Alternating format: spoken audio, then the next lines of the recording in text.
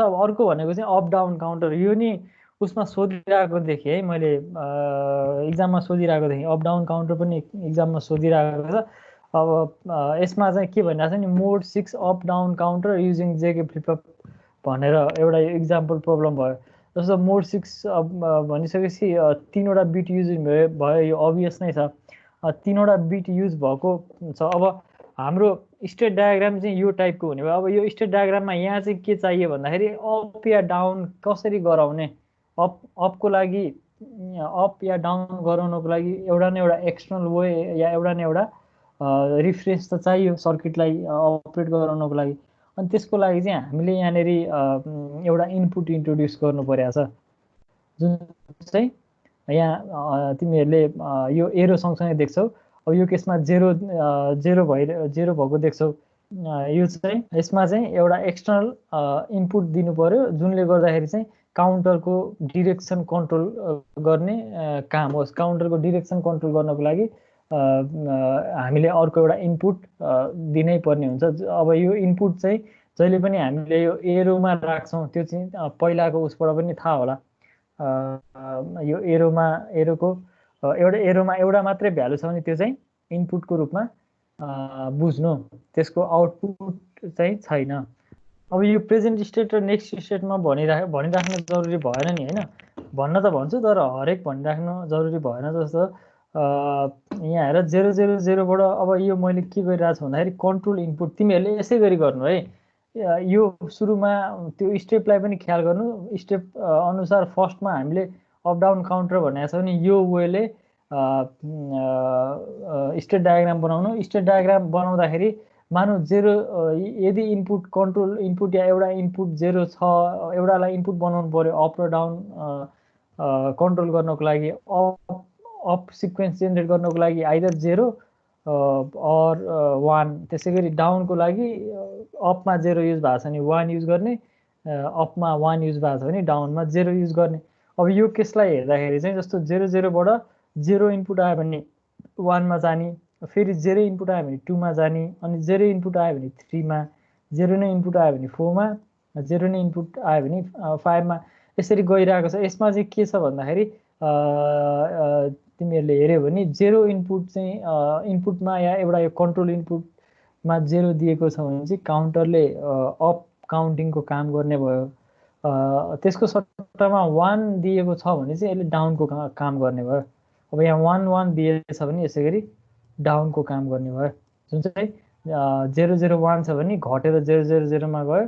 फेरि 1 दिएको छ भने यो यसको अर्को त्योभन्दा कम भ्यालु भन्दा नि यो रोल ओभर भएर 101मा आयो।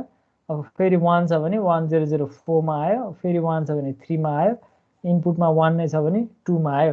यहाँ चाहिँ के नयाँ कुरा इन्ट्रोड्युस भएको छ भने एउटा कन्ट्रोल इनपुट इन्ट्रोड्युस भएको छ। यसलाई जे नाम दिए पनि हुन्छ, एक्स नाम दिए पनि हुन्छ, वाइ नाम दिए पनि हुन्छ, तर यसलाई अहिलेको लागि मैले कन्ट्रोल इनपुट नाम दिइरहेको छु। र यसको यहाँ सिग्निफिकेन्स या यसले कसरी काम गर्छ भन्ने कुरा चाहिँ डाउन भनेको चाहिँ यो यदि 1 हुँदाखेरि डाउनको काम गर्यो, 0 हुँदाखेरि अपको काम गर्यो। त्यही भएर यहाँनिर अपमा माथि बार लगाइदिइरहेछौँ है। अपमा चाहिँ माथि कम्प्लिमेन्ट छ भन्नुको अर्थ यदि यो 0 भयो भने चाहिँ अपले काम गर्नु पर्यो। यसलाई चाहिँ हामीले एक्टिभ लो या लो हुँदाखेरि चाहिँ त्यो पार्टिकुलर फङ्सनालिटी एक्टिभ हुने कामलाई एक्टिभ लो इनपुट भनेर भन्छौँ। यसको टर्मलाई डिफाइन गर्नुपर्दा एक्टिभ लो टाइपको एउटा इनपुट क्रिएट गरेका छौँ। र एक्टिभ लो भनेको चाहिँ अप भयो। एक्टिभ लोमा अपको अपरेसन हुने भयो र हाईमा डाउनको अपरेसन हुने भयो। अब यहाँ हेर, जस्तो अब प्रेजेन्ट स्टेट 00 छ र 0 छ भने यसले के गर्नु पर्यो त अपमा जानु पर्यो होइन। 0मा अपको काम गराएको प्लान गरिरहेको छौँ हामीले। त्यही भएर 0 छ भने 001मा गयो, यो भनेको चाहिँ 1 भयो। 0बाट 1मा गयो।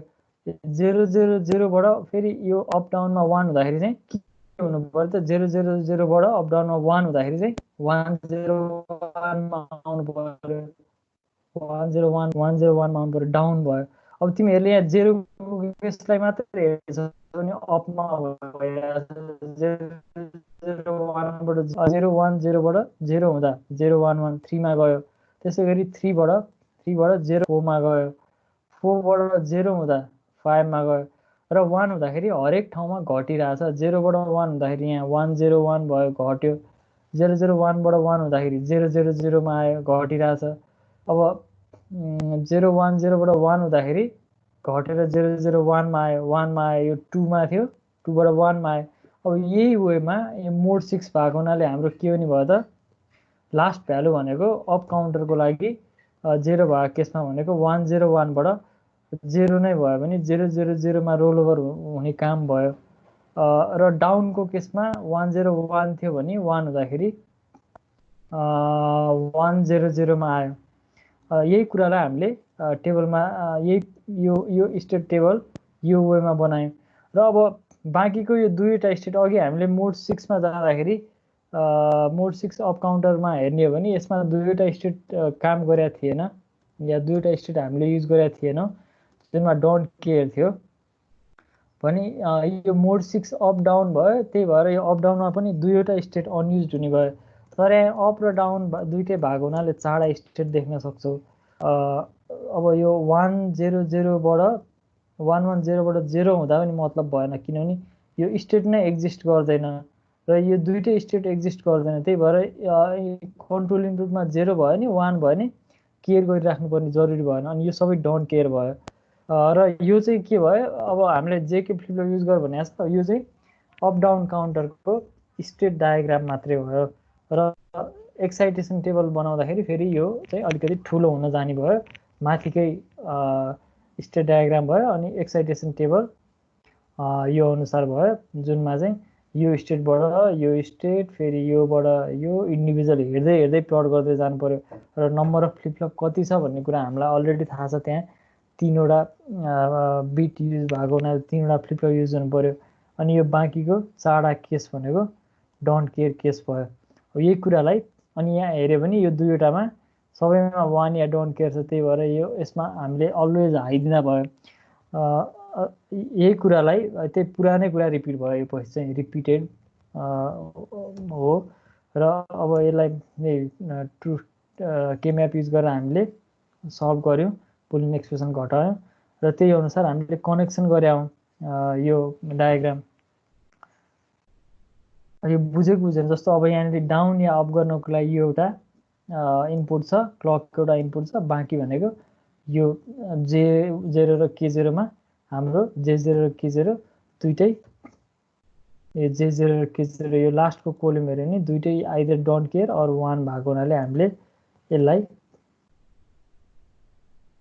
जहिले 1 सप्लाई गरिराख्यौं अनि त्यसैगरी J1 र K1 मा के दिने भन्ने कुरा अब J1 को हेर्छु भने यो त धेरै नै ठुलो बनाएको छ यो T भएछ है यो J2 K2 J1 मा J1 को एक्सप्रेसन यो छ र K1 को एक्सप्रेसन यो छ यो एकदम ठुलठुलो एक्सप्रेसन भएको हुनाले त्यो अनुसारको कम्बिनेसन सर्किट पनि ठुलो बनिरहेको छ या अलि पहिलाको अरु सानो सर्किटको तुलनामा अलिकति कम्प्लिकेटेड कम्बिनेसन सर्किट बनिरहेको छ अब यहाँ गोलो भनेको चाहिँ मैले यो सर्किट इजीको लागि इजिली बनाउन सजिलो हुन्छ भनेर राखेको यो यसको भन्नुको अर्थ चाहिँ यहाँनेरि अगाडि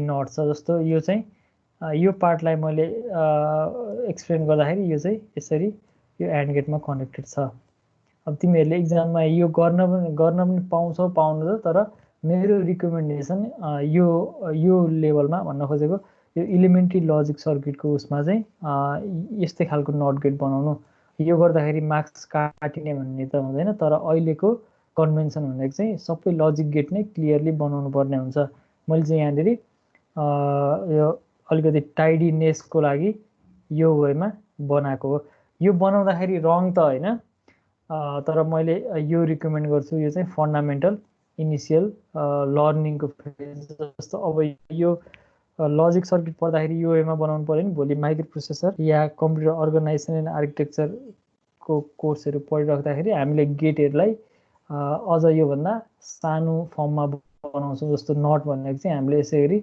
यो वेमा बबल राखेर पनि बनाउन सक्छौं यो रङ चाहिँ हुँदैन है त्यही नै भयो अब त्यसको यो सबै कुरालाई जस्तो तिमीहरूले डिजाइन गर्यौ अनि सिमुलेट गर्न सक्छौ त्यो मैले अघि देखाएको टुलमा। यदि तिमीहरूलाई थाहा छ भने ठिकै छ, यो वेमा डिजाइन गर्ने भयो। मेन कुरा भनेको डिजाइन गर्ने प्रोसिजर बुझ्नु पर्यो, फन्डामेन्टल चाहिँ बुझ्नु पर्यो।